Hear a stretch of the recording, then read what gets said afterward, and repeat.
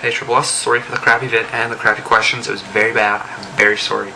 It was very late that night, and I forgot about making that video, and I had to get it up, so I made it quickly. And I didn't really think of any questions to ask, so I made them up on the top of my head. Sorry. I'm going to answer your first two questions, and I'm going to go through the ones... You know what? I'm just going to go through the ones you re-asked, which I never explained well enough, so I'm sorry. You asked if I take the Bible literal. Reading from the computer here, so let's read it off. I take the Bible literal, but when the Bible says that God is a rock, I take that symbolically. So how do I separate the two? Well, when Jesus talked to people, he usually talked in parables. What I mean by parables is that he made his point through an analogy, so people could understand it better. So basically in the Bible, you could pretty much tell if it's a symbolic passage or not. Like when God says he's a rock, it's taken symbolically.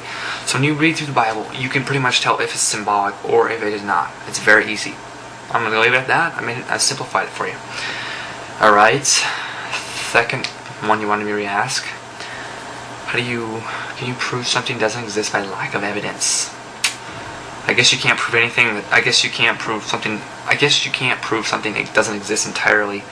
I guess you can't say that aliens don't exist or flying gophers don't exist. But so I guess lack of evidence of something proves nothing. But I know where you're going to go with this. You're going to say, hence we have lack of evidence for evolution. That doesn't prove it doesn't exist. But I'm not saying that at all. I'm saying there's zilch evidence for evolution. There's none. We see none. It's all made up trash. There is microevolution, but that's not really evolution. It's more like variation. Like you have a horse, the horse family, or horse tree. You know, zebras, horses, mules, donkeys, the whole works. They're all probably related to a common ancestor. It was a type of a horse, whatever. You know, same thing with cats and canines. The whole families. You know, certain types of groups of animals. Okay, I think there's one more. Okay, yeah, you asked me. This was a new question, actually. How come God did not send Jesus to die for his sons earlier in history at a different time? I think that's what it was. God has appointed time for everything. We cannot understand why God chose that time in history. We just know that it is his time. That's like asking, why did Hitler attack Poland in 1939? Why did he attack Poland in 1940? Who knows? The point I'm making here is that we do not know why God does certain things. He just does them. We can't know everything. God knows everything, though.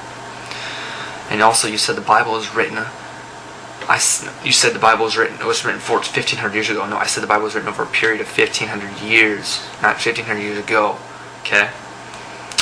As for the contradictions, I'm just gonna host a whole video on that trash. I'm also gonna put a link up to the so-called contradictions. If you look up contradictions, you also find out there's websites that explain the contradictions, which are fake. Yeah, I found 6 of them. I blew them apart in about a second. So, yeah, I'm gonna make a video on that, and that's gonna be fun. That's gonna be fun. It'll probably be out for a little while because that's gonna take a lot of. I'll cover a lot of them. I'll do it over a series of videos, though, so that'll be fun. You asked me why I ask random questions. Sometimes I ask random questions. That's never gonna happen like that again. But once in a while, I'll throw a random question. Try to get to know the person I'm debating a little better. Ghost did the same thing to me. I did the same thing to Ghost. So, yeah. And you asked that one more question. What studying have I done on evolution? Well, I can't say it's done as much as you anymore because I didn't know you did that much. But I have done quite a bit. People have sent me videos. I've watched them. I've done a little bit over the internet. I guess I have not done as much as you. I never actually read a literal book on evolution, but you never know. I may find the origin of species here one of these days, but I'm not sure yet. My question is to you. First, why don't we see evolution happening today? Why don't we see monkeys turning into a minor type of human? Why doesn't it happen today? Second, if evolution is true, where did matter, time, and space come from? You don't have to answer that through evolution. You can answer that just however, somehow you have to answer that without God in it.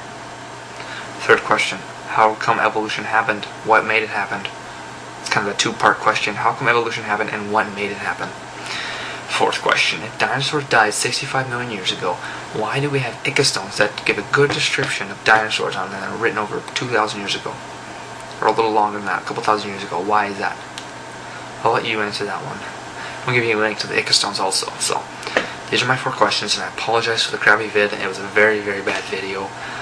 And the questions were very horrible too, so I'm sorry for that, and I hope I clarified this. Thanks.